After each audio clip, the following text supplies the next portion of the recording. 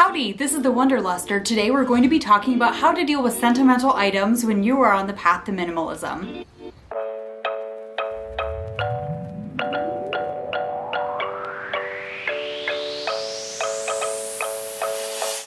Welcome back, this is the Wanderluster, where each week we talk about topics that will help spark your sense of adventure so you can live an awesome life on your own terms. I recently came back from a trip to go visit my dad, and while I was there, like most people who visit their parents, I came across a lot of items I hadn't dealt with since like high school, grade school, even college, that I kind of dumped at my dad's house and haven't dealt with in like a decade.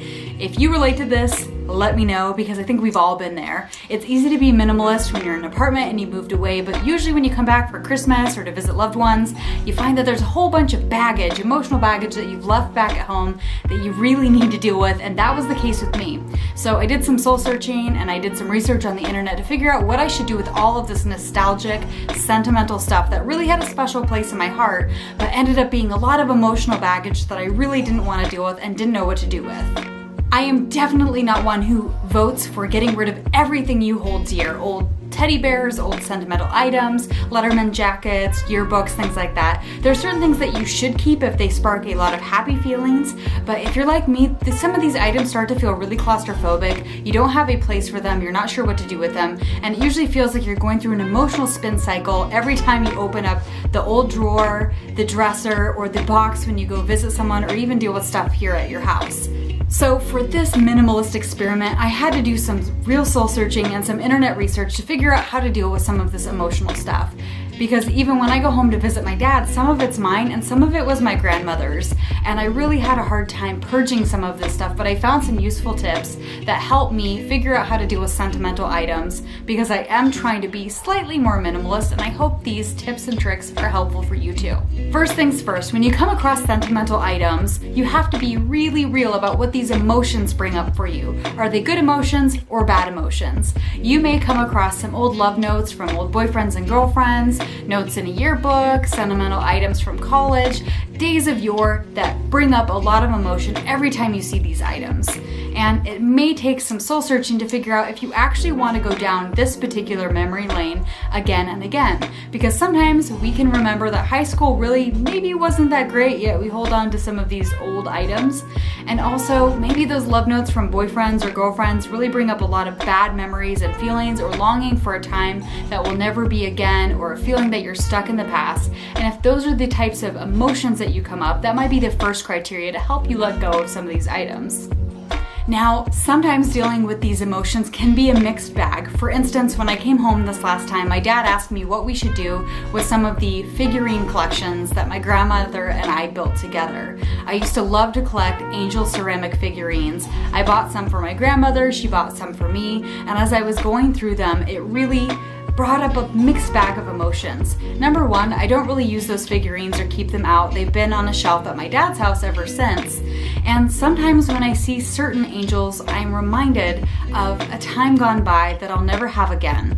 And I have plenty of other mementos from my grandmother that have a special place in my heart. Old handwritten birthday cards, some of her jewelry. I even have a pair of her old glasses that I remember her wearing growing up. Those are things that I probably will never part with. But some of these figurines, some of them had bad memories attached to them, and some of them just made me really sad that she's gone and missed her a lot.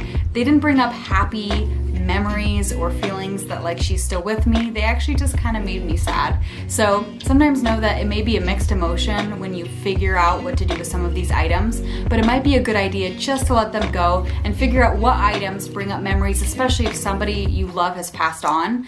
What special key items bring up the happy memories of that person as opposed to the things that make you sad, longing, or wistful that they're no longer with us. But that's really a personal choice. One helpful piece of advice is to do a gut check before you even start going down memory lane and figure out how many mementos you actually want to keep, and decide a number before you start of how many boxes you actually want to have. Now this number may be different for each of us. It may be one shoebox, one giant Sterilite container, maybe it's 3. It's going to be different for everybody. Be your own brand of minimalist, I know I am, and decide before you start going through that emotional spin cycle that is going through some of these items. You commit to a number, and then if the those items start overfilling the box, decide how you're gonna feel when you open that box in 6 months. Are you gonna be excited to see all these old stuffed animals, these toys, these Backstreet Boy CDs, these old yearbooks and albums? Are you gonna be excited to revisit these things? Or is it gonna feel like another task that you've thrown to the side, put off for later because you weren't ready to deal with it? When you start, commit to a number of boxes of things you're excited about keeping and make the things you keep fit to those boxes. And before you put those boxes back in your closet or underneath your bed, do some emotional lifting and figuring out if you're really going to be excited to open this box later. And that might help you better determine how many boxes you should have in the first place. If you find that you're really struggling getting rid of some of these physical items because you feel that they really represent something special in your past, remember this: these physical items do not replace the memories attached to them. Those memories are in your heart and in your head. No physical item could ever replace the memories you have with your best friend, a loved one, a dog that's passed away, or even a time that you wish you could go back to. But if you're struggling to let go of some of these things and you really do in your heart want to move on, maybe see if taking a photo of these items would suffice. The fact of the matter is that these items spark a wonderful memory for you.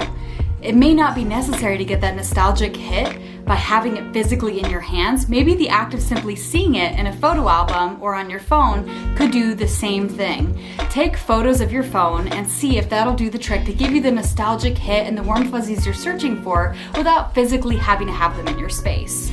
I actually tried this trick the last time I went home when I came across some of my old high school yearbooks. Now, I didn't want to actually have these bulky 3-pound yearbooks in there, but I did want to have some of the old photos and the notes that people had written me during my junior and senior years of high school.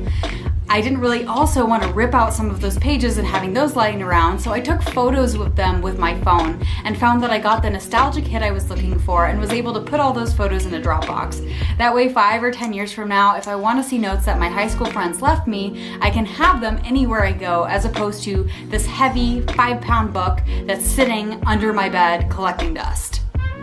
One of the biggest sources of nostalgic clutter and sentimental clutter, at least for me, is old photos.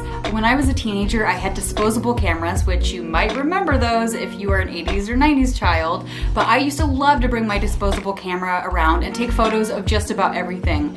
Trees, moon, floor, people, bowling, whatever I was doing at the time. But usually I took these photos, developed them, and they went in a shoebox under my bed. I never took the time to write notes about them, why they were special, why I took them, who was in the photos, and I found that I just ended up with a lot of clutter and not a lot of story behind them. Case in point, one of my dear friends had a grandparent that passed away, and when she and her parents went to go clear out the grandparents' home, they found boxes and boxes of old photos. Beautiful sepia tone, old-timey photos of everything from mountains to palm trees to beach vacations and even people, but unfortunately none of those photos actually had notes or any indicator of what they could have been from. Now, of course, they kept some of the photos when they could identify some of their relatives and friends in the photos or where some of these key places were, maybe an anniversary or a honeymoon, but most of the photos really made no sense to this person's grandchildren, and unfortunately those photos ended up going away. If you want to keep your photos because you feel it is an important record of yourself and your life that you want to pass on to your kids or your grandkids or have for people to enjoy with you, don't let them languish in a box. Take the time to write notes on the back of them, to digitize them and put them in a folder that explains what they are, or to put them in a physical photo album, because chances are you have a ton of photo clutter, which feels really good and it seems like it's a good record of your life, but if you think about it, if a stranger who was trying to, memorialize you or pay tribute to you, let's just say you won an award, half of these photos wouldn't be used for that because you can't even tell what they are. So unless you're willing to take the time and tell the story of what these photos are, it might be a good idea to cull your collection a little bit, purge what doesn't make sense, and take the time of the best photos in your collection to put them somewhere where they can tell a story and be something special for someone else as well. Well, I hope this video was helpful for you. If you're like me, it is so difficult when you're trying to make your life more streamlined and decluttered to deal with the things that have a nostalgic punch. It's hard to get rid of the old Backstreet Boy CDs, the old yearbooks, the stuffed animals, the figurines, the old clothes, the Letterman jackets, but you find that all of a sudden you have so much nostalgia, it just becomes baggage. And focusing on just the things that spark joy that you physically can't replace, that couldn't be digitized or put as a picture on your phone, those things will have more meaning when you cultivate your collection to be just the best of the best, and you've decided exactly how much you want to keep in your life, so it packs the right emotional punch for you, helps you go down the right memory lane, and makes you feel really good about what you hold on to. If the things in your life aren't fitting that bill, it might be a good idea to let them go without guilt, because chances are you aren't going to be passing down all of the stuff to your kids or your grandkids, and you should really just do everyone a favor and only keep the best of the best for yourself and any of your descendants to enjoy later. Well guys, thank you so much for spending your time with me today. I hope this video has served you. I create new videos every Wednesday to help you live a great life of adventure on your own terms, on things like travel, optimized living, health and wellness, and of course minimalism. So if this matters to you and you would love to see more of my content, go ahead and hit that subscribe button below. I would absolutely love to have you as part of my journey, and so I can also be a part of yours. Leave a comment below so I can get to know you and hear what you would like to see next.